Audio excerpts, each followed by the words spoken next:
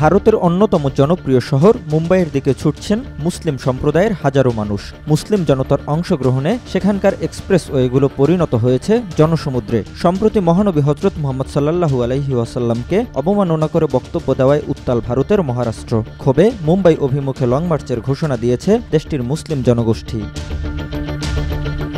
সম্প্রতি ইসলাম ধর্ম ও মহানবীকে নিয়ে বিতর্কিত মন্তব্য করেন রাজ্যের হিন্দু ধর্মের এক প্রচারক। তার এ বক্তব্যে সমর্থন করেন রাজ্যের ক্ষমতাসীন বিজেপি দলীয় বিধায়ক। এতে ক্ষোভ ছড়িয়ে পড়ে স্থানীয় মুসলমানদের মধ্যে। বিক্ষোভের ডাক দিয়ে মুম্বাই অভিমুখে লং মার্চের ঘোষণা দিয়ে মুম্বাই অভিমুখে যাত্রা করেন হাজার হাজার মুসলিম। মহানবীকে নিয়ে কটূক্তিমূলক বক্তব্য দেন রাজ্যের রামগিরি নামের বিতর্কিত এক হিন্দু ধর্মীয় প্রচারক। তার এ বক্তব্যকে সমর্থন দেন রাজ্যের বিজেপি বিধায়ক নিষেধ রানে। ফলে বক্তব্যের প্রতিবাদে ক্ষোভে ফেটে পড়েন মুসলিমরা।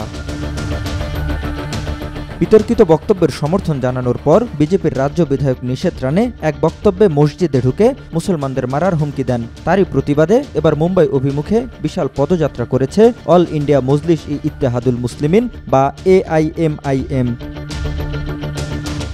23 সেপ্টেম্বর রাতে অন্যান্য রাজনৈতিক ও সামাজিক দলসহ AIMIM এর সাবেক সংসদ সদস্য ইমতিয়াজ জলিলের নেতৃত্বে একটি বড় বিক্ষোভ হয়েছে। ঘৃণাত্মক বক্তৃতার জন্য বিজেপি বিধায়ক নিষেধ রানে এবং রামগিরি মহারাজের বিরুদ্ধে ব্যবস্থা নেওয়ার দাবিও জানান বিক্ষোভকারীরা। এদিকে মুসলিমদের সঙ্গে বিশাল এই সমাবেশে ছিলেন দলিত ও মারাঠা জনগোষ্ঠীর মানুষও। তবে সমাবেশ মুম্বাইয়ের মূল শহরে ঢুকে পড়লে বিপদ হতে পারে এই আশঙ্কায় প্রবেশ মুখে ব্যারিকেড দেয় পুলিশ। এছাড়া সব ধরনের গাড়ি চলাচলও বন্ধ করে দেয় পুলিশ। জহিরুল ইসলাম, আজকাল।